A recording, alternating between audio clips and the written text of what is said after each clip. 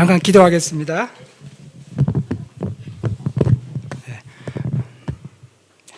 하나님 아버지 감사합니다. 이 시간 저희들이 재정과 관련하여 또 이렇게 얘기를 듣고자 합니다. 하나님, 이것이 그냥 세상의 일들이 아니라 하나님 은혜 가운데서 이루어지는 귀한 일들이기를 원하고, 또 우리 듣는 영혼들이 잘 깨달을 수 있도록 성령으로 인도하여 주옵소서. 존귀하신 우리 구주 예수님 이름으로 기도합니다. 아멘. 반갑습니다, 여러분. 여러분, 지금 전 세계에서 가장 뛰어난 투자가가 누굴까요? 이름 어떻게 아십니까? 워렌 버핏이죠, 그렇죠? 여러분, 워렌 버핏과 점심을 같이 먹으려면 얼마나 돈이 필요할까요? 네, 수십억을 줘야 됩니다. 그 사람하고 밥 한 끼 먹으려면 수십억을 줘야 되죠. 그런데 여러분은 돈 하나 내지 않고 정말 전능하신 하나님과 함께하고 있으니 그 가치를 좀 아셔야 될 거예요. 제가 31년 전에 워렌 버핏을 만나러 갔다고 말씀드렸던가요? 간 적이 있습니다. 94년도에 제가 이제 뉴욕에 연수를 갔습니다. 그런데 회장님이 저희들에게 돈을 주셨어요. 당시로서 2억을 주셨습니다. 그런데 외환관리법에 걸리지 않기 위해서 이렇게 나눴습니다. 나눠가지고 2억을 들고 갔는데 딱 이거였습니다. 그 당시 미국 NYIF라고 미국 금융연수원이라고 있는데 거기 사실은 공부를 하러 갔었던 겁니다. 가는데 그 중에 중요한 그 임무 중 하나가 뭐냐면, 가는 길에 워렌 버핏을 만나서 1시간 동안 인터뷰를 하고, 그리고 그 사람으로부터 투자의 교훈과 격언을 들어라 라는 이야기를 했었어요. 여러분 재밌잖아요, 그렇죠? 너무 재밌죠? 그래서 뉴욕에 이제 그 호텔에 짐을 풀고 그 다음날부터 이렇게 강의를 들으면서 컨택을 했어요. 여러분, 그 유명한 사람이 우리 전화 바로 받지 않지 않겠습니까? 밑에 비서가 있어서 우리 이래저래 해서 한국에서 왔는데 좀 만나다오. 우리 안 만나주면 돌아가면 큰일 난다. 잘릴지도 모른다라고 이야기했어요. 그런데 그분이 그랬어요. 워렌 버핏 비서가 이렇게 말을 했습니다. 당신네 대통령이 와도 못 만난다 그랬어요. 왜냐하면 너무 바쁘다. 정말 계획들, 약속들이 가득 차 있어서 만나줄 수 없다라고 말을 했습니다. 사실 그 당시 김영삼 대통령 때였는데, 그때 김영삼 대통령이 유엔 총회 때문에 뉴욕에 와 있었습니다. 그래서 사실 저도 그래서 점심 먹으러 갈 때 보면 종종 거기 있는 비서 수행원들하고 많이 마주쳤습니다. 왜냐하면 저도 복집에서 밥을 먹었거든요. 그래서 워렌 버핏을 만나고 싶었는데 워렌 버핏이 이렇게 말을 했어요.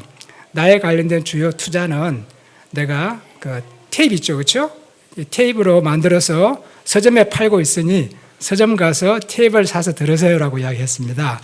그래서 서점에 가서 테이프를 사서 들었습니다. 2시간짜리 강의를. 그게 끝이에요. 여러분, 이렇게 우리는 이 투자에 대해서 굉장히 이제 그 재밌는 이야기 시작하는데, 어릴 때 여러분, 아주 어릴 때 말이에요. 우리나라 말을 알잖아요, 그렇죠? 우리가 말을 할 수 있는데 엄마 아빠랑 얘기를 할 때 말이 통하잖아요. 그런데 여러분, 어릴 때 9시 뉴스를 듣고 잘 이해가 됐습니까? 안 되죠. 왜 이해가 안 되죠? 우리말인데. 아마도 여러분은 우리말을 알고 있어도 9시 뉴스를 들으면 거의 이해 못할 겁니다. 저도 그랬어요. 왜냐하면 저게 무슨 말인지 모르겠어. 이건 뭐냐면 글을 듣는 걸 몰라서가 아니에요. 뭘 모르죠? 그런 용어를 몰라요. 그리고 그에 대한 소위 정확히 말하면 전문 용어를 모르는 겁니다. 터미널리지를 모르는 거예요. 모르기 때문에 그 말은 알아들을 수 있고 글은 읽을 수 있어도 이해를 못합니다. 우리가 아예 말과 글을 모르면 뭐죠? 문맹이잖아요, 그렇죠? 문맹인데 이 귀로 알아들어도 사실은 무슨 말인지 모를 때가 있죠. 그건 뭐냐면 이해를 못하는 거예요, 그죠? 마찬가지로 금융에 있어서도 많은 분들이 이 금융 문맹인이 많습니다. 여러분 그렇잖아요, 그렇죠? 그러니까 이 얘기를 하면 무슨 말인지 몰라. 우리 말을 모르니 말은 알아듣겠어. 그 말의 뜻은 모르지만 소리는 들리잖아요. 그렇지만 그 이야기를 이해를 못합니다. 왜냐하면 금융 측면에서 문맹인이기 때문에 그렇고요. 특히 현대 같은 경우는 요즘은 어떤 금융에 있어서 문해력이라고 합니다. 문해력을 높여야 돼요. 높이지 않으면은 정말 여러분은 지나가는 사람이 여러분 코베 가도 방법이 없어요. 이와 같이 현 시대에는 이와 같은 이제 금융 문해력을 높이기 위해서 다각도로 노력을 하고요. 또 수많은 사람이 관심이 많잖아요, 그렇죠? 여기 계신 분들은 30, 40 혹은 50 이렇게 계시잖아요. 그러면 그분들의 관심이 뭘까요? 가만히 생각해 보면 이런 거, 돈을 좀 모아야겠는데 이런 생각이 있잖아요. 왜 돈을 모아야겠어요? 일단 결혼도 했으니까 애들 교육도 시켜야죠. 또 하나 뭡니까? 집도 좀 마련해야 되겠는데 돈이 필요하잖아요. 요즘은 더 나아가잖아요. 다들 보면 이렇게 놀러 다니는데 나도 좀 놀러 다녀야 되는데 돈이 필요하잖아요. 그래서 이렇게 주택이든 때로는 아이들 교육이든 혹은 뭐 여가 생활을 하든 간에 등등등 정말 돈이 많이 필요한 때에 살고 있습니다. 그것 때문에 MZ 세대는 이제 파이어족이라기도 하잖아요. 그렇죠? 빨리 돈 벌고 빨리 은퇴하자. 막 이런 생각을 많이 갖는 분도 있어요. 그래서 막 책도 봅니다. 그렇죠? 유튜브도 보고 뭐 워렌 버핏의 책을 읽어보기도 하고 막 하죠. 잘 안 됩니다. 왜 잘 안 되냐면요. 여러분이 혹시 그 집에 큰 이렇게 예를 들면 큰 아이들이 노는 수영 풀장을 하나 만들어 보세요. 집에. 그럼 여름에 아이들을 거기 두고 있잖아요. 물놀이 시키잖아요. 거기다가 조그마한 피라미 한 마리 거기에 넣어 보시죠. 자, 그리고 그 아이 보고 그 피라미를 한번 잡아보라 그러세요. 맨손으로. 여러분 잡힐까요? 못 잡습니다. 진짜 못 잡습니다. 왜냐하면 이 손으로 한번 잡아보라 그러면 피라미가 얼마나 약삭 빨라요. 그렇죠? 빠르죠. 여러분 이 세상의 금융 시스템은 여러분의 IQ보다 훨씬 높습니다. 너무너무 높기 때문에 여러분의 워렌 버핏을 따라가서 워렌 버핏의 방법을 채택할 수는 있어요. 하지만 절대로 워렌 버핏 같은 사람이 될 수가 없어요. 우리는. 그리고 또 하나 여러분이 신문지상에서 뭔가를 보면 이렇게 돈을 많이 벌었대. 여러분은 아셔야 돼요. 그런 방식으로 망한 사람이 99%입니다. 그 말은 뭐냐면 항상 이렇게 드러나는 것들은 뭔가 기사거리가 될 수 있는 것들이죠. 예외적인 케이스인 거예요. 진짜로. 그래서 여러분이 이와 관련해서 조금은 기본적으로 뭔가를 알아야 되는데 제가 여러분이 혹시 이런 분야에서 일을 하시는 분도 있겠고 혹은 잘 아시는 분도 있을 수가 있지만 잘 모른다고 생각하고 그냥 좀 말씀을 드리겠습니다. 그렇죠? 자, 이제 제가 이렇게 사실 이 한 장을 적었는데 이 한 장 적은 거는 요즘 많이 왔다 갔다 해요. 저도. 그래서 이 순서를 까먹습니다. 이 한 장에 적은 것은 내용이 아니라 순서입니다. 그래서 순서를 까먹지 않겠어 했으니까요. 자, 여러분 경제란 말을 많이 듣잖아요. 그렇죠? 요즘 뭐 경제 사정이 나빠서 내가 그렇죠? 뭐 경제가 뭐고 이건 사실 뭐 책 하나 보면 알 수도 있고요. 인터넷 쳐보면 알 수도 있고요. 요즘은 그 AI가 많이 나와서 탁 치면은 다 불러줍니다. 그거 찾아보면 모를 수가 없을 거예요. 그렇지만 실제로 그렇게 이제 직업적으로 못하는 경우라면은 여러분이 이제 도대체 경제란 뭘까? 경제란 뭘까? 잘 생각해 보세요, 여러분. 이 세상에 그 자원이 있잖아요. 자원이 많이 있는데 이 자원이 유한합니까? 무한합니까? 유한하죠, 그렇죠? 여러분, 금도 유한하고요. 세상의 모든 것이 한계가 없는 것도 사실은 굉장히 좀 꽤 많은 것도 있어요. 그렇지만 대개 모든 자원들은 유한합니다. 그런데 인간은 어떤 존재인 줄 아세요? 그 탐욕이 끝이 없어요. 그렇죠? 인간의 탐욕이 무한합니다. 그러다 보니까 유한한 자원을 두고 무한한 탐욕을 가진 수많은 인간들이 그것을 어떻게 처리하는가, 그렇죠? 뭘 선택하고 뭘 버리고 이런 것이에요. 그래서 우리 경제학을 이렇게 이야기합니다. 선택의 과학이라고 합니다. 여러분, 선택의 과학. 그러면 우리 삶에서 선택이에요, 그렇죠? 여러분 그렇게 하지만 여러분의 배우자를 선택하는 것도 선택이잖아요. 어디에서 집을 살까? 선택이에요. 어떤 거에 어디에서 투자하지? 선택이에요. 옛날에 LG라는 데서 이런 광고를 냈습니다. 순간의 선택이 10년을 좌우한다나요? 그렇죠? 그렇지만 우리가 순간의 선택이 꽤 긴 시간을 좌우하고요. 여러분의 현재의 모습은 과거 10년 전에 선택한 결과입니다. 혹은 그 전의 결과일 것이고요. 지금 여러분의 선택의 결과는 앞으로 10년 뒤에 혹은 100년 뒤에 나타날 것이에요. 그리고 오늘 여러분이 들으고 싶은 말이 이런 겁니다. 많은 분들은 현 시대에 있었으면 자기 세대에 있으면 내가 어떻게 살지만 생각하는데요. 여러분 유대인들이 있잖아요. 유대인들이 어떤 면에서는 돈 이야기하면 유대인들이잖아요. 전 세계 금융을 휘어잡고 있는 것이 유대인들이에요. 그런데 유대인의 머릿속에는 독특한 게 하나 있어요. 이런 금융 시스템을 만들고 카드도 사실은 유대인이 만든 거예요. 그런데 그들의 머릿속에는요. 나의 세대가 아니라 나의 후세 세대까지의 긴 빅 플랜을 갖고 있어요. 여러분 그래서 이런 거요. 내가 좀 가난하게 살 수도 있지만요. 여러분의 후세를 위해서 뭔가를 할 수 있는 생각을 해봐야 되는 거예요. 나만 지금 당장 어떻게 잘 살겠다. 좀 벗어나 보자라는 게 아니라 길게 계획을 해요. 길게 계획을 하면서 나의 후손들이 이러한 내가 만들어 놓은 어떤 기초하에서 있잖아요. 살아갈 수 있는 길을 만드는 시스템이 있습니다. 자, 그래서 이 땅에 많은 것들이 제한되어 있기 때문에 그것이 가치를 갖게 되고 우리는 그것을 희소성이라 그래요. 들어보셨죠? 그렇죠? 희소하다는 거예요. 또 하나 우리는 선택을 합니다. 내가 뭘 선택할까? 이걸 선택할까? 저걸 선택할까? 물건도 선택하지만 사람도 선택해요. 그렇죠? 그것이 결혼일 수도 있습니다. 뿐만 아니라 내가 뭔가를 선택하게 되면은 그냥 대가 없는 게 없습니다. 여러분, 기회비용이라고 들어보셨어요? 기회비용이라는 것은 내가 어떤 선택을 하는데 어떤 선택을 하지 않음으로써 그것으로 인해서 내가 지불해야 될 비용이에요. 단순한 돈이 아닐 수 있어요. 예를 들면 A라는 것을 내가 선택을 했으면은 그걸 통해서 내가 이만큼의 혜택을 받을 수 있는 내가 B를 선택했어. 그렇죠? 그러면 B를 선택할 때 그냥 순수하게 B만이 나의 몫이 아니라 A가 내가 선택하지 않음으로 말미암은 손실이 있잖아요. 그렇죠? 그걸 감안하는 겁니다. 그래서 우리가 보통 경제학에서는 세 가지를 이야기해요. 희소성, 또한 선택, 그 다음에 기회비용. 이것들이 사실 경제에 되게 중요한 요인들이에요. 자, 그러면은 들어가 볼게요. 이 땅에 여러분이 계신데 나는 누구일까? 여기는 어딜까? 이것을 금융적인 부분만 좁혀 볼게요. 이제 너무 세상이 복잡하잖아요. 그렇죠?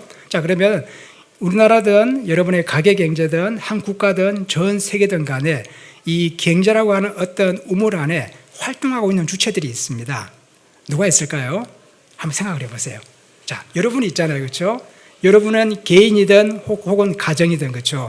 이걸 누구라고 어떻게 표현하냐면 우리는 가계라 그래요. 가계라 그러는데 이 가계는 주로 뭘 하는 곳이에요? 소비하는 거예요. 여러분, 소비하는 거 주로 쓰는 겁니다. 그렇죠? 근데 쓰기만 하는 건 아니죠. 돈도 벌기도 하죠. 그렇죠? 그래서 우리가 국가나 혹 정부나 때로는 그 기업에게 여러분의 노동력을 제공하고 임금을 받아요. 그렇죠? 그 돈으로 여러분은 소비를 합니다. 소비를 하기 때문에 소비의 주체라 그러는 거예요. 자, 그런데 보세요. 우리나라는 뭘로 이루어져 있을까? 우리의 경제가 대부분은 대한민국은. 그리고 미국이라는 나라는 도대체 어떻게 이루어졌을까? 좀 이따 말씀드릴게요. 또 다른 주체가 있어요. 주체가 뭐냐면 여러분이 소비하는데 그거 누가 만들어줘야 될 거 아니에요? 누가 만들어주죠? 기업이 만들어줍니다. 여러분이. 그래서 기업은 생산의 주체라고 해요. 뿐만 아니라 여러분의 노동력을 사용해서 임금을 주는 곳이기도 하죠. 자, 또 있어요. 뭐가 있을까요? 정부가 있어요. 그렇죠? 이 정부는 여러분에게 세금을 때리고요. 그렇죠? 또 하나 보통 이 기업에서 또 하나 개인이 할 수 없는 일을 해요. SOC라는 걸 합니다. 그렇죠? SOC, 사회간접자본, 도로를 깔고 다리를 놓고 이렇게 하죠. 뿐만 아니라 더 중요한 거, 나라를 지키기 위해서 군대를 운영을 하는 거예요. 그렇죠? 이런 역할을 하고요. 또 하나 있어요. 이거는 우리가 국내 경제를 말하는 거. 좀 넘어가 보면은 해외 주체가 있어요. 다른 나라. 이렇게 우리가 크게 4개의 주체가 있다고 이야기를 합니다. 그런데 보통 보면은 한 나라의 어떤 그 경제를 구성하게 될 때 보면은 어떻게 구성이 되냐면 주로 개인은 소비하잖아요. 그렇죠? 소비와. 그리고 기업은 투자를 합니다. 투자와. 정부는 재정 지출을 합니다. 지출과 또 하나 많은 국가들이 무역을 하잖아요. 수출과 수입을 뺀 것들을 그 나라의 경제 규모라 그래요. 그렇죠? 그러면은 개인의 소비 C+, 그다음에 investment 플러스 G, government expenditure G, 그다음에 export minus import 이렇게 더하면은 그 나라의 경제 규모가 되는 거예요. 그렇죠?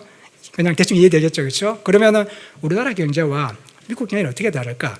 바로 이것이 다 더해져서 하나의 합이 되는데 이 합이 우리나라는 조그만하고요, 미국은 크죠, 그렇죠? 자, 그래서 우리나라 경제 규모가 세계 11위예요라고 이야기할 때는 이것을 더한 것에 크기가 있잖아요. 전 세계에서 11위라는 뜻입니다. 그런데 뭐가 다를까요? 그것을 구성하는 포션은 다르겠죠. 그렇죠? 각각을. 그렇죠? 어떤 나라는 어떤 게 크고 어떤 나라는 다른 게 클 수 있어요. 자, 우리나라는 제가 뭐가 제일 클 것 같아요? 수출이죠. 그렇죠? 여러분 학교 때 잘 배웠을 겁니다. 대한민국은 뭐라고요? 수출 주도형 경제 구조를 갖고 있다고 하는 거예요. 무슨 말이냐면 이 C가 적어요. 소비가. 왜 C가 소비가 적죠? 상대적으로 인구가 적었어요. 혹은 뭡니까? 소득 수준이 낮았어요. 그럴 수 있겠죠. 그렇죠? 자, 그래서 이 C가 보다는 우리는 수출이 무지 큰 겁니다. 대한민국은 수출을 통해서 벌어먹고 산다고 생각해도 되는 나라였던 거예요. 그래서 이렇게 표현하죠. 우리나라는 수출 의존도가 높은 나라예요. 이렇게 말하는 겁니다. 그런데 자 봅시다. 미국으로 가볼게요. 미국도 수출 수입 많습니다. 그런데 미국은 뭐가 큰 나라일까요? 여러분, C가 큰 나라입니다. 소비가. 그 전체의 뭡니까? 국가 경제에서 개인 소비가 차지하는 비율이 70%예요. 우리나라는 몇 프로 될까요? 얼마 안 돼요. 여러분 90% 이상이 예를 들면 수출 수입이에요. 그런데 미국은 70%이기 때문에 경제가 수출 수입에 문제가 생겨도 어때요? 훨씬 나아요. 그래서 그걸 내수 경제라고 그러는 거예요. 내수 경제가 있는가 없는가 차이는요. 이 전체적인 경제 규모에서 개인 소비가 몇 %를 차지하는 게 달려 있는 거예요. 그중에 핵심이 뭐냐면 소득과 인구수입니다.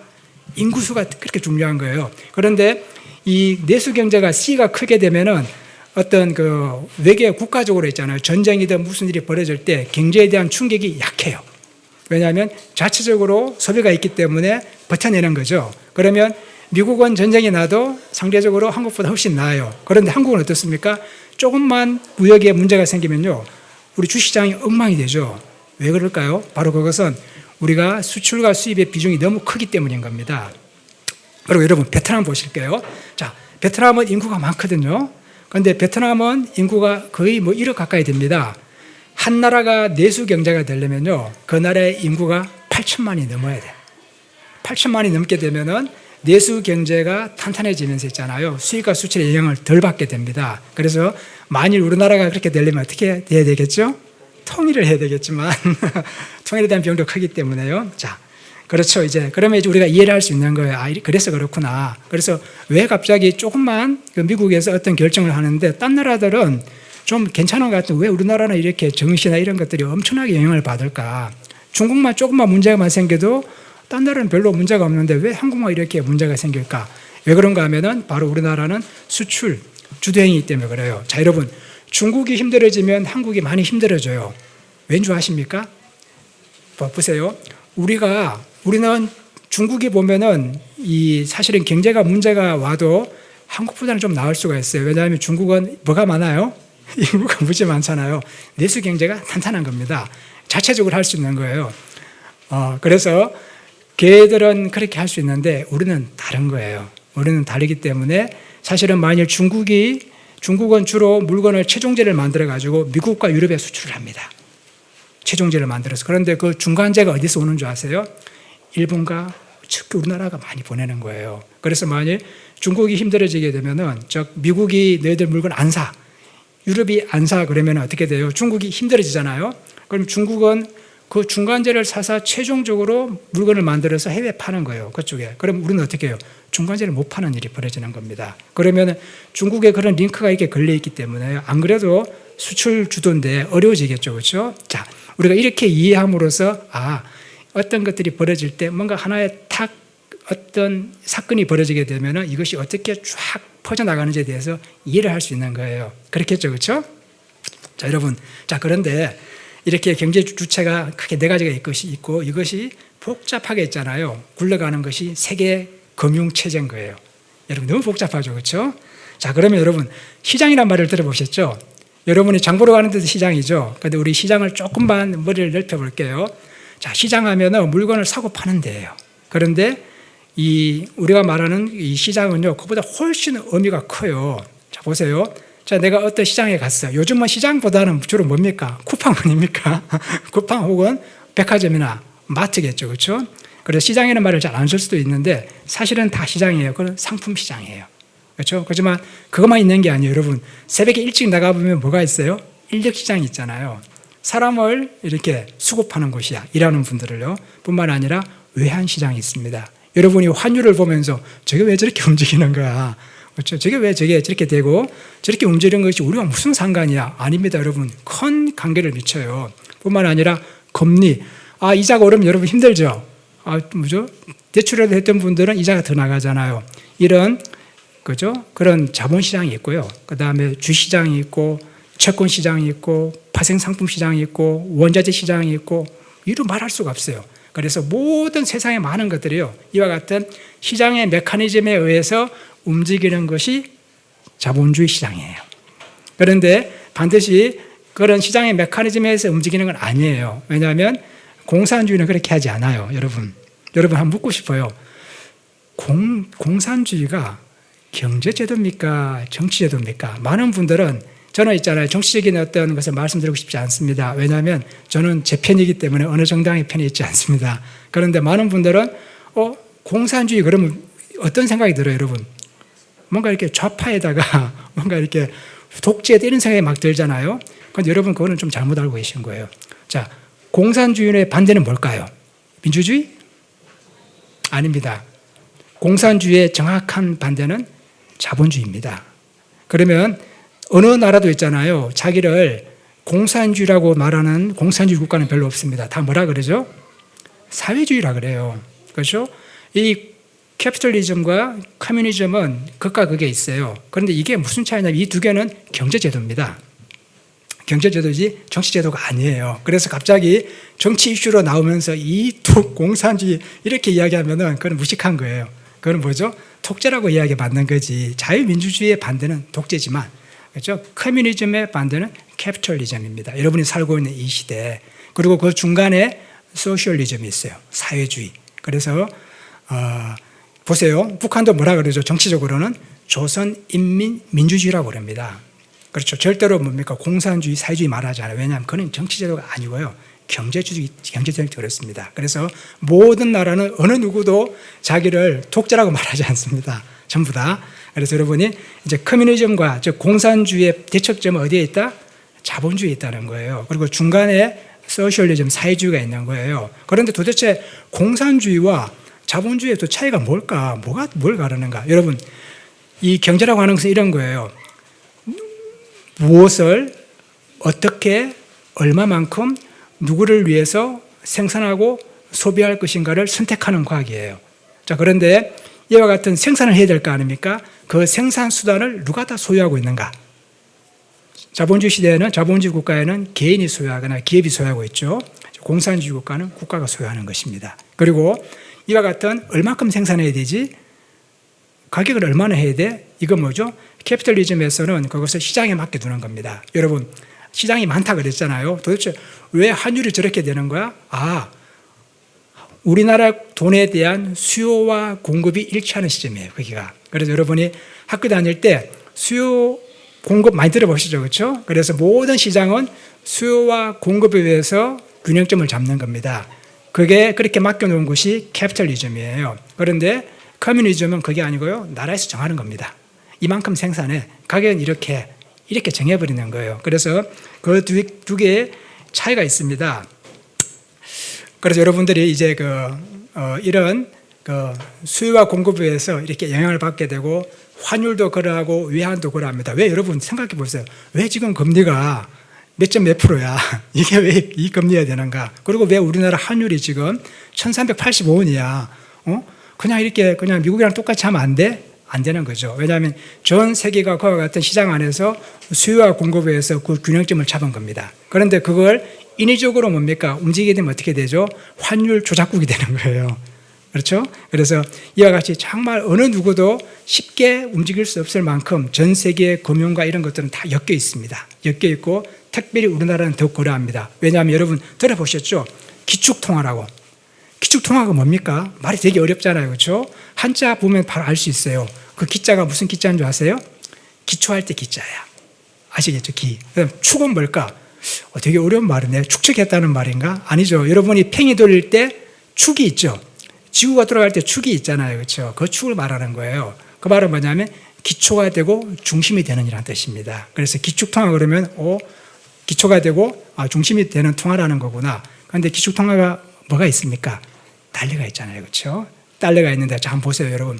트럼프가 지금 설치시잖아요. 그렇죠? 제가 좀 경의를 쓰겠습니다. 설치시는데 왜 저럴까? 갑자기 이상한 짓을 하고 계세요. 그렇죠? 지금 보면 막 관세를 올리지 않나 난리치죠. 지금 여러분 전 세계 가장 강력한 기축통화는 달러죠.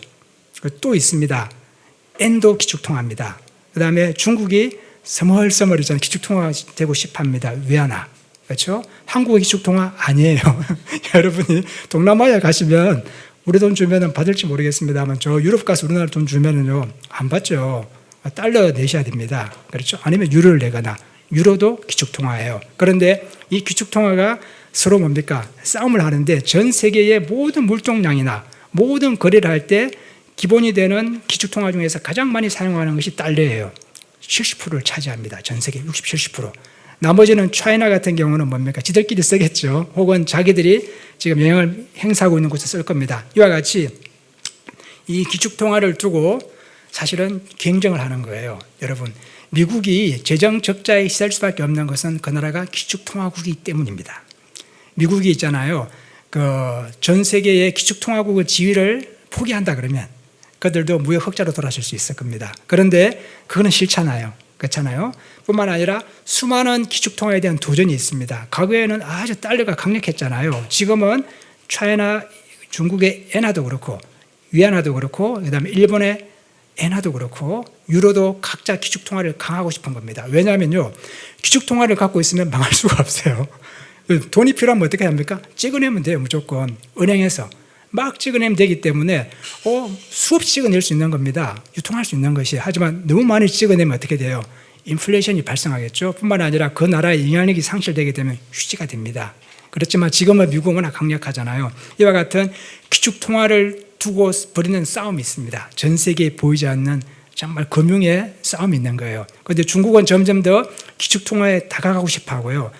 미국은 어때요? 점점 더 뒤로 밀고 싶어 하는 겁니다. 그래서 결과적으로는 멀리 보게 되면 이와 같은 기축통화에 대한 전쟁은 가속화될 것입니다. 그리고 이 기존에 있는 기축통화를 대체하는 어마어마한 새로운 시스템이 나타날 겁니다. 그게 뭘까요? 바로 가상화폐입니다. 여러분이 생각할 때 왜 비트코인이 저런 가격을 가질 수 있을까? 저는 솔직히 이해 못하거든요. 그런데 여러분이 생각을 바꾸셔야 돼요. 그거는 뭐냐면 미래의 금융 플랫폼을 있잖아요. 주도하게 될 새로운 화폐의 도래를 예고하고 있는 겁니다. 그래서 그것이 가치를 갖는 것이기 때문에 여러분이 가상자산 그러면 되게 용어가 싫어요. 왜냐하면 없는 자산이잖아요. 상상의 자산이에요. 안 그렇습니다, 여러분. 그렇지 않고 여러분이 공부를 하시게 되면 왜 저게 저렇게 되는가를 보면은 미래의 이러한 불확실성, 각 나라의 화폐 제도를 있잖아요. 그 나라의 화폐 통화 정책을 지도하는 은행의 힘에 의해서 유지되는 거예요. 조직의 힘에 의해서. 그게 무너지게 되면 다 엉망이 돼버립니다. 그런데 그러한 시스템이 필요 없는 전 세계에 그와 같은 통제가 필요 없는 새로운 어떤 화폐의 출현, 그게 바로 가상화폐라고 될 수 있어요. 그래서 멀리 보게 되면은 바로 그것이 전 세계의 기축통화가 될 가능성이 커져가고 있는 겁니다. 그래서 트럼프는 배팅하는 거예요, 그곳에. 여러분 아셔야 됩니다. 그래서 이건 이런 거 미친 사람들의 이상한 게임이야 그렇게 생각하시면 안 돼요. 바로 그런 입장에서 보게 되면 왜 그들이 그렇게 집착하는가를 이해할 수 있습니다. 조금 이해가 되실 수 있겠죠, 그렇죠? 네. 여러분이 또 보세요. 우리나라가 보면 종종 기준금리를 오르락 내리락 하고 있습니다. 금융통화위원회라는 게 있어요. 우리나라에 한국은행 산하에 있는 이 금리를 결정하는 주요 위입니다. 여기서 기준금리를 정하면 여러분이 영향을 많이 받죠, 그렇죠? 그래서 도대체 기준금리가 뭐야? 여러분 한국은행이 뭐예요? 한국은행이 여러분 개인하고 거래합니까? 거래 안 합니다. 은행은 누구랑 거래해요? 한국은행은 시중은행이랑 거래해요. 그렇죠? 그래서 은행이라 그래요. 그래서 이 일반 은행이 말이에요. 이 돈을 유통하다 보면요, 돈이 부족할 때가 있어요. 그렇죠? 그러면 어디에서 빌리겠어요? 한국은행에서 빌립니다. 그럴 때 빌려주는 그 금리가 기준금리예요. 그래서 이 기준금리에다가 여러분이 플러스 알파가 붙게 되면은 가상금리가 되잖아요. 여러분이 대출받는 금리가 되기도 하는 것입니다. 그런데 이것은 우리나라의 경우고, 우리나라는 보통 1년 8번 정도의 이와 같은 금통위가 열립니다. 그걸 통해서 여러분 가계의 재정에 어마어마한 영향을 주게 되죠. 그렇죠? 그런데 전 세계적으로 보면은 이 전 세계 가장 센 나라, 미국도 똑같은 시스템이 있는데 이거는 그 나라만 영향을 주는 게 아니라 전 세계에 영향을 주는 거예요. 그래서 들어보셨습니다. 들어보셨겠죠? FED라고. 그렇죠? 정확히 말하면 Federal Reserve라고 하는 겁니다. 그래서 우리가 들어보면 연방준비제도, 은행도 아니야, 이상하게. 우리 같은 은행이라 그럴 텐데, 우리의 뱅크 오브 코리아에 해당하는 거예요. 그런데 왜 저런 식으로 이름을 지어놨는지 이상해요. 거기서 금융통화위원회와 동일한 시스템이 있는데 그게 바로 FOMC입니다. 여러분 들어보셨습니까? 그래서 Federal Open Market Committee라고 하는 게 있어요. 여기는 뭐냐면 연방공개시장위원회라고 이야기해요. 여기서 뭡니까? 금리를 정하는 겁니다. 그 금리를 정하게 되면 전 세계에 있잖아요. 영향이 오는 거예요. 여기서 금리를 떨어뜨리게 되면은, 낮추게 되면은 뭡니까? 갑자기 주식이 폭등하죠. 올려버리게 되면 주식이 폭락하는데 전 세계에 영향을 주는 그와 같은 영향을 행사하고 있어요. 그래서 이와 같은 우리가 점점 줄어드는데요. 이렇게 좁혀왔는데, 자, 이런 형태로 이제 들어오는 겁니다. 들어와서 이제 우리의 이제 관심사로 빨리 가야 될 것 같아요. 시간이 많지 않으니까. 자, 그럼 우리는 이런 거예요. 야, 나는 어떻게 앞에 말씀드렸던 집은 언제 사며, 돈은 언제 모으나, 애들 교육은 어떻게 시키나, 이 월급 가지고는 안 되겠는데, 자기의 월급으로 부자가 된 사례는 거의 없습니다. 거의 없습니다. 그래서 여러분의 월급을 저축을 해서 내가 돈을 모으겠다. 이건 사실상은 매우 희박합니다. 희박하는데, 그럼 어떻게 사람들이 이 자산을 모으냐고요? 첫 번째는 제일 좋은 방식이 뭡니까? 유산을 많이 받는 겁니다. 그러나 그렇게 많이 받는 사람은 드뭅니다. 그렇죠? 자, 그러면 결과적으로는 이와 같은 내가 받는 월급을 가지고 내가 이 필요한 걸 다 해야 되는데 이건 진짜 어려운 거예요. 여러분의 월급 가지고 언제 집을 삽니까? 그렇죠? 내가 만일 부모님이 나에게 줄 것도 없고 내 급여도 많지 않으면 이건 정말 답답한 거예요. 오늘 같은 날이 좀 지나면 어때요? 지금 3040은 지금 한창 피크인데 앞으로 가면 끝길 일만 있는데 이거 정말 쉽지 않잖아요. 그렇죠? 그래서 결국은 투자가 필요한 거죠. 그렇죠? 투자가 필요합니다. 유대인들은요, 이 10-10-10 원칙이 있어요. 10-10-10 원칙. 이 무슨 말이냐면은 세계에서 제일 돈 관리를 잘한다고 하는 애들이 유대인들이잖아요. 유대인들은 뭐냐면 일단 돈을 버는데 수입보다는요, 지출을 관리해요. 어떻게 내가 지출할 것인가. 그래서 자기의 수입의 70% 이상을 초과하지 못하게 합니다. 지출이. 무조건. 그러니까 결국은 지출을 관리하는 거예요. 왜냐하면 수입은 여러분 마음대로 할 수 없잖아요. 하지만 지출은 마음먹으면 할 수 있잖아요. 그렇죠? 그러니까 전체 수입에서 70%만 쓰고요. 나머지 30%는 다른 형태로 쓰는 거예요. 자, 그 10이 뭔지 아세요? 첫 번째 10. 바로 기부입니다. 기부는 유대인들에게 있어서 종교적 의무이자 윤리적 의무입니다. 매우 중요해요. 그러면 나머지 10은 뭐라는 줄 아세요? 저축을 합니다. 그리고 나머지 10은 뭐 할까요? 투자를 합니다. 그래서 여러분이 수입 가운데 70원 있죠. 여러분의 생계를 위해 쓰세요. 하지만 10원, 최소 10 플러스 알파는 헌금도 하시고 등등 하시고요. 그리고 10%는 무조건 여러분의 수입의 10%는 저축을 하셔야 돼요. 그리고 여러분의 수익의 10%는 투자를 하셔야 되는 겁니다. 자, 그런데 여러분이 보세요. 여러분이 어느 철에 그 돈 모아가지고 돈을 버냐고요. 그렇죠? 정말 어렵습니다. 여러분 1억을 모으기 위해서 한 달에 100만 원을 한번 투자를 해보세요. 도대체 몇 년이 걸리겠어요. 그렇죠? 그렇지만 100만 원도 적은 돈이 아니에요. 그런데 집값은 뭐 10억 한대요. 몇십억 한대요. 제가 저 사는 집 앞을 지나다 보면은, 35평짜리 집이 60억이야. 그 앞을 지나가는데, 제가 이제 서초동에 사는데, 보고 있으면 저게 도대체 왜 저렇게 많은 돈을 깔고 살아야 되나, 이해가 안 되기도 합니다만, 가진 자들은 별로 고민 안 합니다. 자, 그래서 여러분이 투자를 해야 되는데, 많은 사람은 투기를 하고 있습니다. 그걸 아셔야 돼요. 투자를 해야 되는데, 자, 내 돈을 10%를 갖고 10%는 저축을 해요. 10%는 투자를 시작하는 거예요. 왜 투기를 하냐면 투기는요, 매우 단기적인 겁니다. 여러분이 아까 제가 말했죠. 여러분의 세대를 뛰어넘는 투자 계획을 가지시라 그랬어요.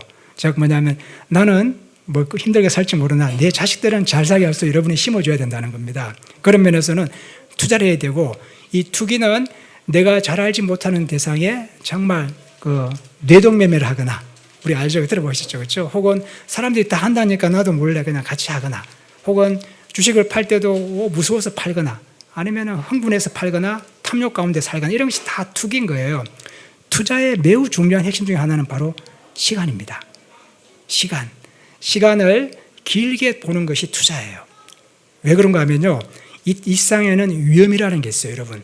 자, 이 세상에서 가장 안전한 자산이 뭔지 아세요? 이 세상에서. 뭘까요? 땅이 전쟁 나면요, 주인이 바뀌어버려요. 예를 들면 다 마찬가지일 수 있지만, 우리가 일반적으로 이 세상에서 가장 안전한 자산을 뭐로 보냐면 미국제 채권으로 봅니다. 미국의 채권.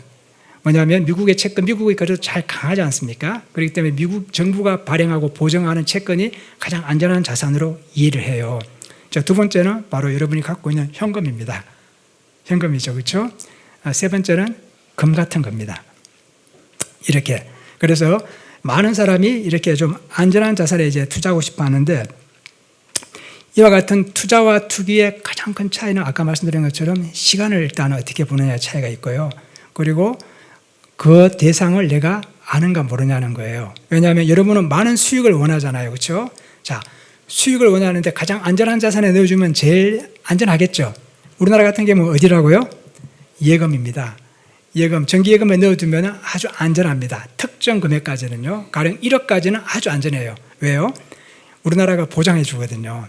예금자 보호를 해주는 겁니다. 그런데 그걸 초과하게 되면 은행이 망해버리면 여러분 디폴트가 납니다. 못 받아요. 그런데 은행이 망하던가요? 망한 적이 있었죠. 그렇죠? 하지만 은행은 쉽게 망하지 못합니다. 왜 그럴까요? 그것으로 인해서 너무 많은 개인들이 손해를 보기 때문에 정책적으로 함부로 망하게 할 수가 없어요. 그럼 어떻게 되죠? 망하면은 정권이 바뀝니다.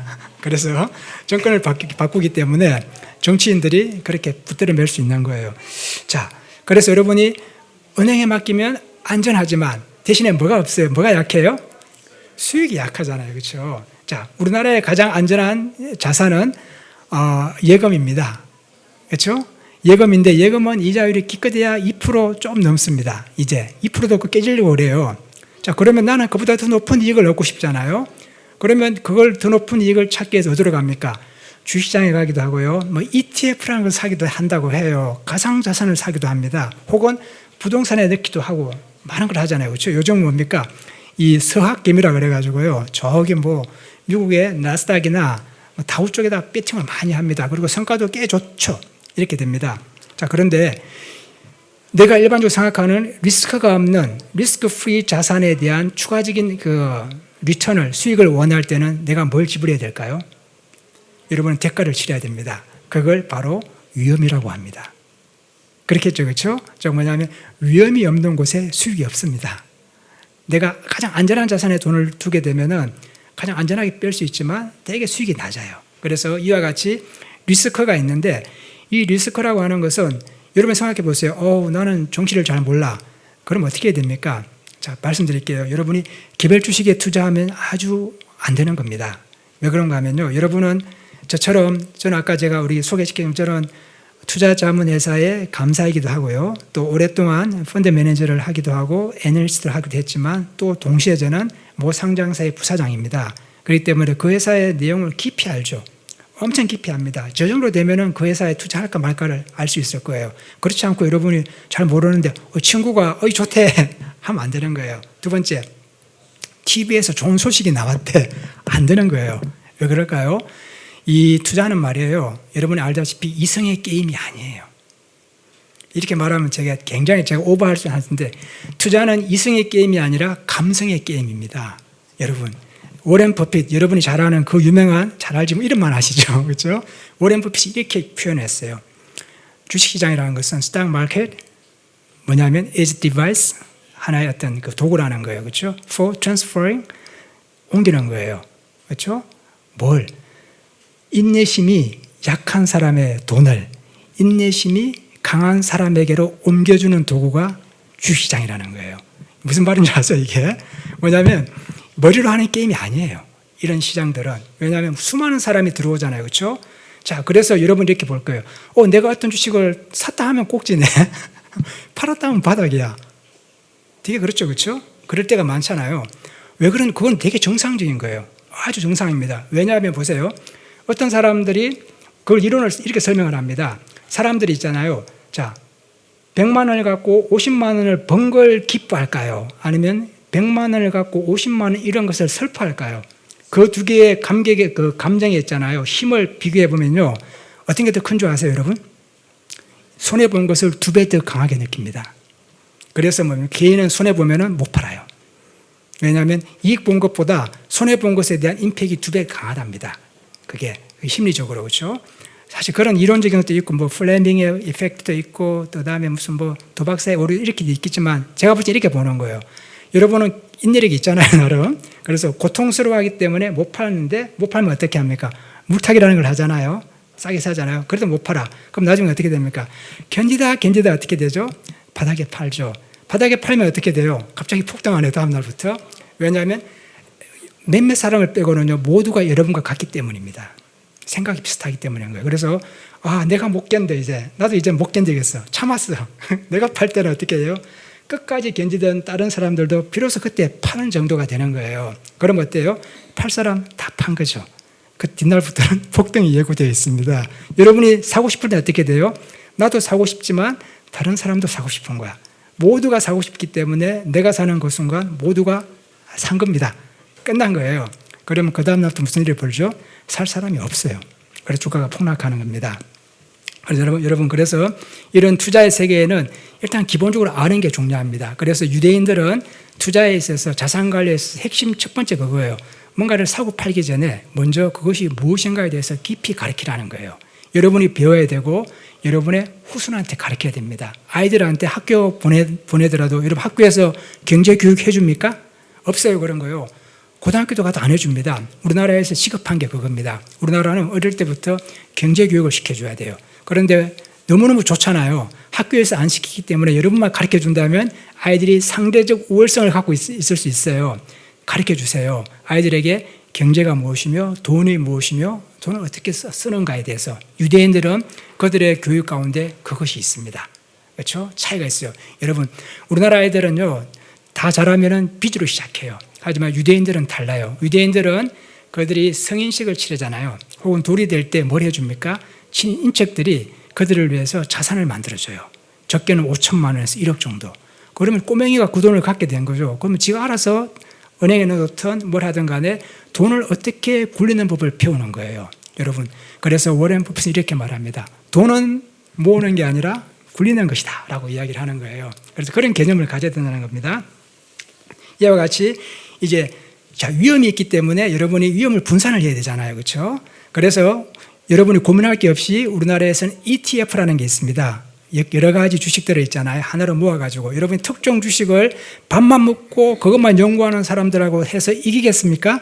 아닙니다. 여러분, 이 주식시장은 도박과 비슷한 거예요. 상대방의 패를 알게 되면요, 내가 이길 수가 있는 거죠. 하지만 여러분이 상대하는 그 시장에 있어 주체들은 여러분보다 훨씬 똑똑합니다. 똑똑하고 항상 그것만 연구합니다. 그런 사람들하고 게임을 하면 어떻게 돼요? 집니다. 여러분은 항상 영원한 호구가 되는 거예요. 그렇죠? 항상 호구가 되는 겁니다. 여러분, 이 전체 금융시장 안에서 있잖아요. 개인이 차지하는 전체 돈의 비중이 얼마나 될까요?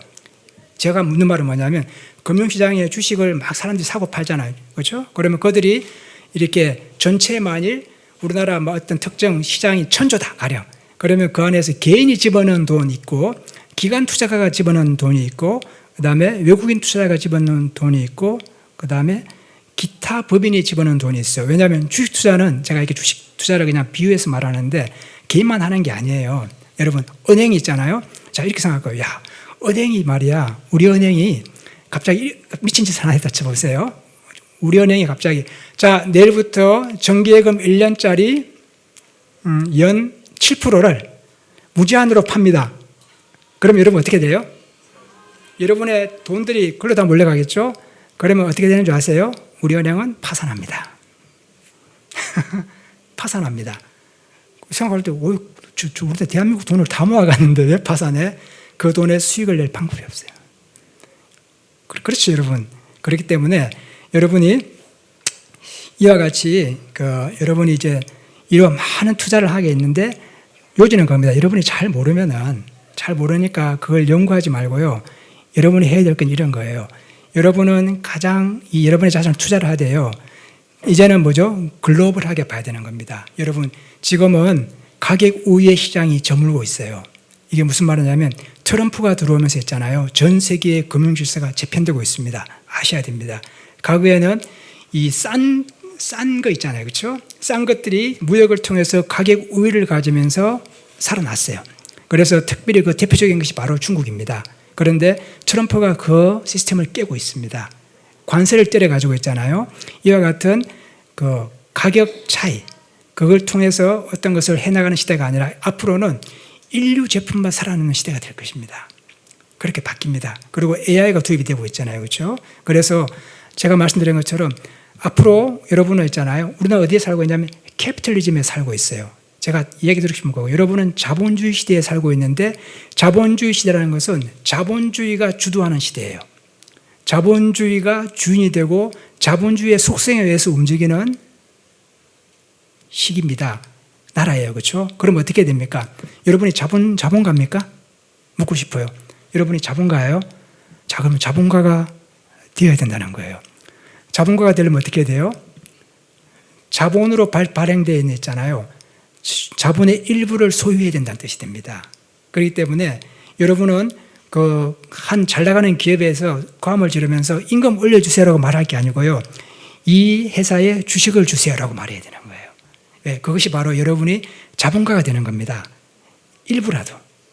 무슨 말인지 아시겠어요? 그래서 여러분은 저축은 그냥 저축을 하는 겁니다. 일부러 하시되 여러분은 자본가가 되셔서 그 자본의 수익이 올라타야 되는 겁니다. 그런데 어떤 걸 해야 되겠어요? 그렇다 그러면은 여러분이 해야 될 것은 전 세계에서 가장 좋은 기업들을 있잖아요. 찾아야 되는데 문제는 그겁니다. 30년이 지나면 있잖아요. 전 세계의 좋은 기업의 대부분이 바뀔까요? 그대로 있을까요? 바뀝니다, 여러분. 그럼 내가 맨날 어떻게 제일 좋은 기업을 아냐고요. 그래서 제가 여러분에게 말해주고 싶은 것은 투자를 하십시오. 투자를 하는데 주식도 하시고 채권도 하셔도 되는데 일단 주식을 해보실 때 특정 기업을 하는 게 아니에요. 바로 전 세계에 가장 좋은 기업만 모아놓은 곳이 있어요. 어딜까요? S&P 500입니다. 여러분. 이거는 있잖아요.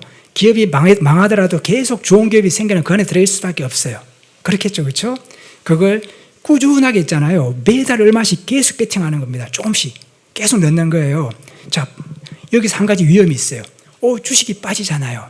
왜 그러냐면은, 자, 시장이라는 것은 제가 한 5분만 10분만 더 하겠습니다. 시장이라는 것은 이렇게 변동이 있어요. 변동이 있는데 여러분은 특정 종목을 사게 되면은 그것이 갖는 위험이 얼마나 큰지를 잘 몰라요. 그렇잖아요. 그런 위험을 우리가 해지하기, 없애기 위해서 뭐냐면 분산 투자를 합니다.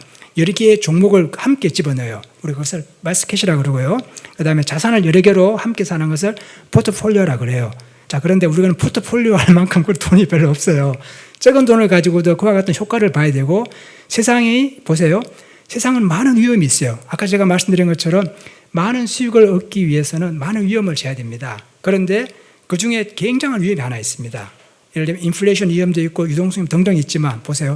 갑자기 어느 날 전쟁이 터져요. 자, 이런 것들은요, 여러분이 이 통제가 안 되는 위험이에요. 그렇기 때문에 전쟁이 벌어지게 될 때 주식을 갖고 있으면 어떻게 됩니까? 몇몇 걸 빼놓고는 다 그냥 휴지가 되어버립니다. 그럼 어때요? 전쟁이 터지더라도 전 세계에서 끝까지 버틸 수 있는 나라가 어딜까? 이렇게 생각해 보셔야 됩니다. 가장 안전한 국가에, 그죠? 그 다음에 가장 좋은 기업만 모여져 있는 곳에 배팅을 해야 되는 겁니다. 사실은 현재 시점에서는 미국의 S&P를 대체할 게 없습니다. S&P 500가 대안이라고 보고 있고요. 그 나라는 대한민국에서는 제2의 한국전쟁이 벌어질 수도 있어요. 그렇지만 미국의 전쟁은 미국과의 전면전을 한다는 것은 어느 나라도 엄두 못 낼 일이에요. 그런 면에서는 가장 안전하겠죠. 그렇죠? 자, 그래서 여러분이 월급을 탄다면 여러분의 수입의 10%를 있잖아요. 꾸준히 S&P를 ETF를 사십시오. 언제까지? 계속이요. 왜 그런가 한번 보세요. 전쟁이 터지고 이런 위험이 올 수도 있습니다. 단기적으로 어떤 특정한 기업들의 위험을 분산하기 위해서 우리는 포트폴리오라고 하는 ETF를 삽니다. 그런데 이와 같은 전 세계 공황이 닥치잖아요. 그렇죠? 그거는 막아낼 길이 없어요. 그런데 그걸 이기는 힘이 있어요. 뭔지 아십니까, 여러분? 시간입니다. 시간입니다. 시간은 우리가 아까 말씀 개별적인 위험 우리는 뭐라면 비체계적 위험이라고 그래요. Non-systematic risk라고 하는데 전문적으로 그런 것들은 특정 기업을 내가 A라는 주식을 샀어요. 그 주식이 얼마나 많은 위험이 있겠어요. 그렇죠? 그런데 이런 것을 분산을 해 놓더라도요. 금융시장 전체에 미치는 위험은 회피할 수가 없어요. 가령 전 세계에 전쟁이 벌어졌어. 그러면 그거 못 피합니다. 그런데 아까 말했던 가장 강력한 국가에 특정한 어떤 안전한 자산을 갖고 있으면서 긴 시간 투자해버리잖아요. 그러면 시간은 뭐가 있습니까? 회복력과 복원력이 있습니다. 여러분, 그래서 부자들은 부자가 됩니다. 왜냐하면 그들이 가진 돈은 긴 시간을 기다릴 수 있는 돈이에요. 그렇죠. 하지만 대부분의 많은 사람들 돈은 긴 시간 못 기다려요. 짧은 돈, 이거 1년 뒤에 전세금 돌려줘야 될 돈인데 지금 1년 동안 배팅할래. 망합니다, 여러분. 왜냐하면 그 사이에 무슨 일이 벌어질지 모르잖아요. 하지만 그 돈을, 이거는 말이야, 여윳돈이거든. 10년이고 100년이고 간다. 반드시 이기게 돼 있어요. 그렇죠? 그렇게 해서 여러분이 갈 수 있는 겁니다. 그리고 여러분에게 한 가지 정말 중요한 개념을 말씀드리고 싶어요. 우리 모두에게는 급여도 다르고 내가 받는 인컴도 수입도 다르잖아요. 그렇죠? 여러분이 처해 있는 나이대도 다르지만, 그렇지만 현재 우리 시점에서 여러분에게 너무너무 공평하게 주어지는 것이 하나 있습니다. 제가 한번 그때 말씀드린 적이 있어요. 이 시간에서. 뭘까요, 그게? 바로 시간입니다. 시간이요. 그래서 여러분, 이 시간이 얼마나 무서운지를 하나만 예를 들어 볼게요. 이거 아는 분도 있을 건데요. 어떤 인도인지 옛날에 고대에 어떤 수학자가 있습니다. 이 수학자가 이 왕이 있잖아요. 엄청 그 나라의 왕이 고민이 있습니다. 어떤 고민이 있는데 그 고민을 풀어줄 사람을 찾았는데 그때 마치 아주 유명한 이름은 기억 안 납니다. 수학자가 그 문제를 풀어줍니다. 풀어주고요. 그 문제를 해결해 주니까 왕이 이렇게 말합니다. 야, 너에게 상을 주고 싶은데 뭘 해주랴 했을 때 그 수학자가 이렇게 이야기를 했어요. 왕이시여, 딴 거 필요 없습니다. 지금 우리가 자주 애들이 놀고 있는 체스판이 있지 않겠습니까? 체스판은 어떻게 돼요? 가로 세로 8개의 칸으로 되어 있습니다. 64칸이에요. 그죠? 8 곱하기 8은 64잖아요. 이렇게 말해서 이렇게 해주시면 좋겠습니다. 첫째 칸에는요, 쌀 한 톨을 주세요. 둘째 칸에는 그것의 2배를 주십시오. 2톨. 세 번째 칸에는 몇 톨이에요, 그러면? 4톨. 우리가 2의 n승을 말하는 겁니다. 네 번째 탈은 이런 식으로 늘려가는 거예요. 그렇죠? 그 64개의 장기판에 그걸 2배씩 되게 쌀을 넣어주시는 걸 제게 이에 대한 보상으로 달라 그랬어요, 여러분. 그러니까 생각했어요. 되게 소소하네. 이렇게 단순하게 별거 아니라고 생각했거든요, 여러분. 그런데 실제로 한번 넣어봤거든요. 여러분 생각해 보세요. 64개 판에다가 이제 한 개, 쌀 한 톨, 얼마나 됩니까? 2개, 4개, 8개, 16개, 32개, 이거 별것도 없어 보이거든요. 이게 정확하게 수학적으로 어떻게 돼요? 2의 64승입니다. 2의 64승이 얼마나 큰 숫자인지 여러분 모르시죠? 이게 어떻게 되냐면요. 여러분 쌀 한 가마니가 우리가 봅시다. 80kg이거든요. 80kg 안에는 쌀이 몇 개 들어있을까요?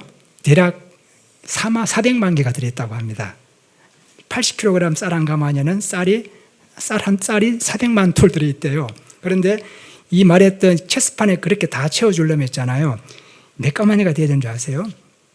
제가 기억 못해서 적어봤습니다. 4조 6천억 가마. 네, 상상을 불허합니다. 상상을 불허하고 그래서 이렇게 이거는 불가사의라 그랬어요. 그래서 아인슈타인이 이렇게 말했습니다. 복리라고 하는 거 이게 바로 복리는 시간의 복리는 정말 이건 이해할 수 없는 미스테리다. 그래서 전 세계 세상에 8번째 미스테리가 복리의 효과입니다. 여러분 무슨 말이냐면 내가 투자해서 이자를 뺏어 그게 아니라 계속 베팅하잖아요. 그렇죠? 그러면 여러분이 이렇게 되는 겁니다. 이렇게 올라가요. 시간이 지나버리면 있잖아요. 뒤에 그 뭡니까? 붙는 수익 있잖아요. 상상을 불허합니다. 자, 이렇게 왜 말씀드렸냐면 여러분의 아이들한테 그걸 시키란 말이죠. 여러분 애기들한테 막 태어나잖아요. 이 ETF 500 있잖아요. 이런 걸 들어주세요. 그리고 그 애들로 하여금 있잖아요. 똑같은 금액을 계속 넣게 해주세요. 여러분이 얼마 넣지 않는 돈이 그 아이가 50년이 지나면요. 수십억이 돼버립니다. 혹시 생각해 보셨어요? 자, 그렇게 된다니까요. 그래서 자, 여러분들에게 이와 같은 각자에게 주어져 있는 이런 시간을 이용해서 나뿐만 아니라 우리 아이들을 위해서 했잖아요. 그런 걸 준비해 주시되 결국은 유대인이 이렇게 말한 거예요. 돈이 일하게 만들고요. 시간이 일하게 만드는 거예요. 그래서 그걸 생각을 해보시면 됩니다. 자, 그래서 자, 오늘은 이렇게 복잡한 이야기를 좀 하긴 하지만 제게 드리고 싶은 말은 그거예요. 여러분 투자해야 됩니다.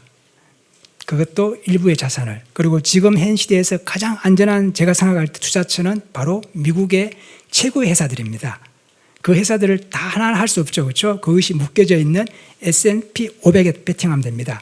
지금 S&P 500은 고점 논란이 있어요. 이거 너무 옳은 거 아닌가. 하지만 그와 같은 고점 논란은 내릴 수도 있어요. 하지만 여러분이 시간을 잡고 있잖아요. 한 대가 10년 하리라 생각해 보세요. 20년 하리라. 우리 아이를 위해서 통장 하나 만들어줘가지고 이 아이를 위해서 50년 동안 투자하겠다 생각해 보세요. 여러분, 상상할 수 없는 일이 벌어집니다. 그 아이들이 미래를 위해서, 자기 노후를 위해서 뭔가 할 필요 없이 있잖아요. 그것만 커져갑니다. 유명한 투자자가 이렇게 말을 했어요. 여러분의 투자는 S&P 500이든 최고의 자산에 맡기고 여러분은 여러분의 자신을 위해서 투자하십시오 라고 했어요. 여러분의 기초적인 수입을 위해서 베팅하라는 거고요. 바로 투자 수단은 그렇게 정해져 있다고 보이는 거예요. 이게 별거 아니지만 이와 같은 것을 우리가 안다 그러면 있잖아요. 지금부터 할 수 있습니다. 그래서 여러분이 시간이 지나면 어마어마한 투자 효과를 누릴 수가 있게 될 거예요. 그렇겠죠, 그렇죠? 희망합니다. 자, 마지막으로 있잖아요. 우리가 이제 그 투자의 이제 그 대상은 제가 말씀드렸는데 이제 투자의 핵심적인 기억은 아까 한강 있다 그랬잖아요. 여러분, 투자는 머리로 하는 게 아니에요. 투자는 정말 감성적인 겁니다. 투자는 오래 버텨야 되는 거예요. 그래서 눈앞에 보이는 어떤 단기적인 흐름에 대해서는 눈을 감아야 되는 거예요. 그래서 미래에셋에 보게 되면, 미래에셋 광고에 보게 되면은 시계가 있는데 시계추가 없어요. 왜 그런가 하면은 단기적으로 되는 것은 돈이 안 돼요. 여러분 보세요. 부동산이 왜 수익이 좋은 줄 아십니까? 과거에. 부동산은 뭐가 약합니까? 일반 주식에 비해서. 황금성, 우리가 전문적으로는 유동성이라고 그럽니다. 리퀴디티가 강하기 때문에, 약하기 때문에 수익이 훨씬 커지는 거예요. 그래서 유동성이 너무 큰 것들에 대해서는 많은 사람들이 돈을 못 벌어요. 왜냐하면 좀 오르면 팔고 싶거든요. 그렇잖아요. 그렇죠? 그리고 기본적으로 규모도 적습니다. 이런 것들은 주식은 조그마지만 부동산은 크잖아요. 그렇죠? 그래서 여러분이 향후에 한다 그러면 이와 같은 주식과 채권을 동시에 해야 되는 거예요. 왜냐하면 주식과 채권은 반대로 움직입니다. 그렇기 때문에 서로 보완 관계를 가져갈 수 있어요. 여러분이 저축보다는 저축을 통해서는 일부 돈을 얻고 은행은 뭘 위해 이용하는 것이냐면 저축을 하기 위해서 쓰는 곳이 아니고요. 돈을 빌리기 위해 쓰는 것이 은행입니다. 그렇게 생각하시면 돼요. 그래서 여러분이 저축보다는 채권과 그다음에 투자라고 하면 아까 S&P 500 정도에 배팅을 하게 되면 제일 좋습니다. 그렇게 함으로써 여러분이 갖고 있는 생애 주기에서 필요한 어떤 중요한 이슈가 있잖아요. 교육이든 결혼이든 혹은 뭐 주택이든 간에 이런 타이밍에 맞춰서 그런 것을 구성하고 계획할 수 있을 것입니다. 제가 짧은 시간인데 그냥 두서없이 이런저런 말씀을 드렸어요. 어쨌거나 우리가 한번 이 기회를 통해서 좀 더 이렇게 돈이 어떻게 움직이게 되는지 그리고 세계 경제가 어떻게 돌아가는지를 좀 공부를 해본다 그러면 어떤 일이 탁 터질 때 저게 뭐야? 라기보다는 이런 일이 터졌기 때문에 이렇게 움직일 거야. 그렇죠. 그러면서 동시에 예측을 못하더라도 이게 이렇게 돼서 이렇게 되고 이렇게 된 거구나. 그렇죠. 갑자기 기준금리를 확 올리니까 갑자기 내 대출금 금리가 올라가죠. 그렇죠. 그것이 어떻게 영향을 주는지 우리가 알 수 있게 되고요. 또 하나 전 세계 경제도 서로 맞물려서 그렇게 되고 있음을 이해하면 좋겠고 왜 가상화폐 자산이 저렇게 난리를 치는가에 대해서는 단순한 이 트럼프에 있잖아요. 객기가 문제가 아니라 바로 전 세계의 미래를 바라보는 그들의 무서운 시각이 들어있다는 걸 아셔야 됩니다. 여러분, 제가 짧지만 이것을 오늘 마무리하고 잠시 한번 기도하겠습니다.